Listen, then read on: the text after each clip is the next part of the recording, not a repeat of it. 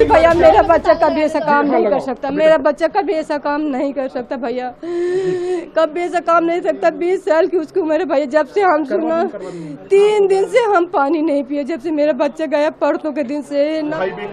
बेकसूर है वो लोग, कभी ऐसा नहीं कर सकते, कभी भी नहीं। वो दोनों ऐसा नहीं कर सकते, विक्की और राज, वही दोनों मेरे भैया, वो दोनों ऐसे कभी नहीं कर सकते अंकल।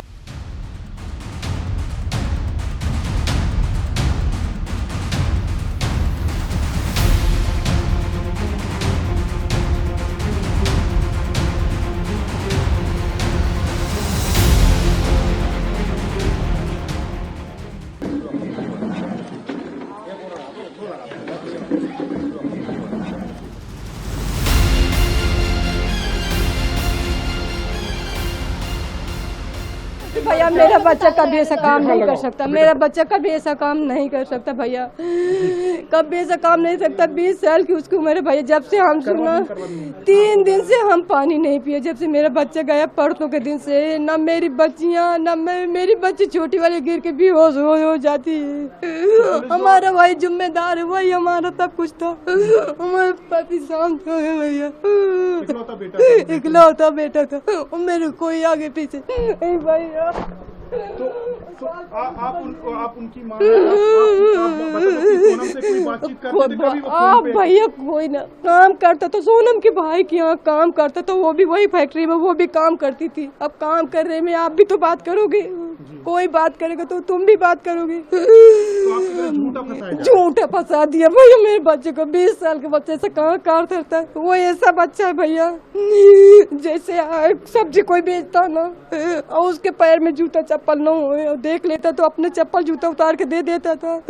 नंगे पैर आता था, मैं खूब चिल्लाती थी, मैं बोलती थी मैं खाना नहीं दूंगी, तेरे को चप्पल ला के नहीं दूंगी, मेरे पास नहीं, कहाँ से लाऊं? फिर भी दे के आ जाता था।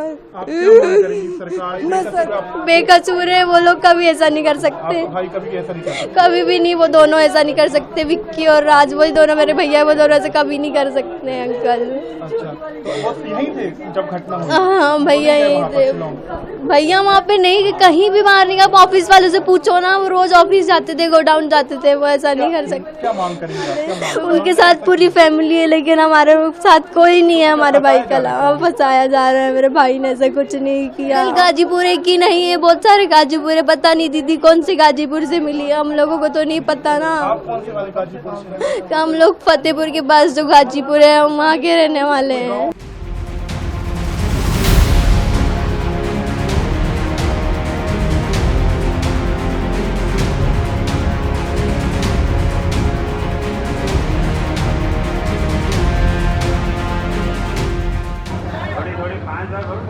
और यहाँ से काम करो, जहाँ धागा है ना, धागा यहाँ से, हाँ, हल्का काम करो, हाँ।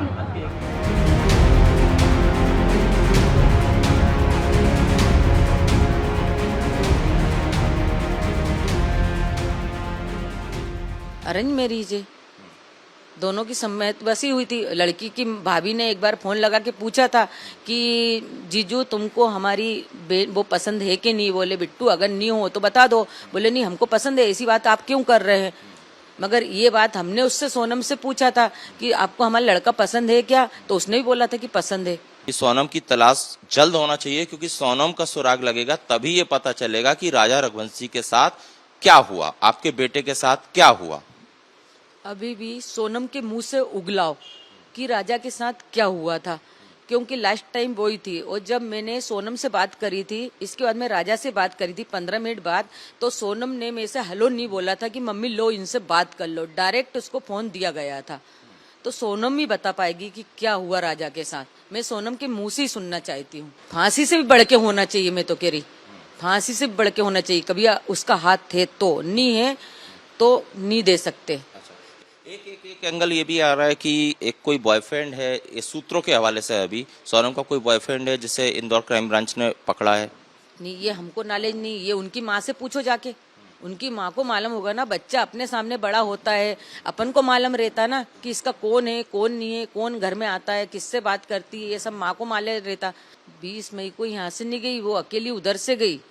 राजा यहाँ से गया और उसने राजा को 5:30 बजे से फोन लगाना चालू कर दिया था कि जल्दी आओ जल्दी आओ। इसके बाद में मैंने उसको 7 बजे सोनम को फोन लगाया कि राजा को 6:30 बजे से वहां पे क्यों बुलवाया है? तो बोले मम्मी वो उठते नहीं है, इसलिए मैंने उनको फोन लगाया था। मैंने क्या राजा को चेन पहनने का क्यों बोला? नहीं, झटका लगा एकदम सुन के। मैंने न्यूज जैसी देखी वैसे झटका मेरे को एकदम से लगा कि सोनम ऐसा कैसा कर सकती है? मेरा बच्चा तो उसके भरोसे गया था ना।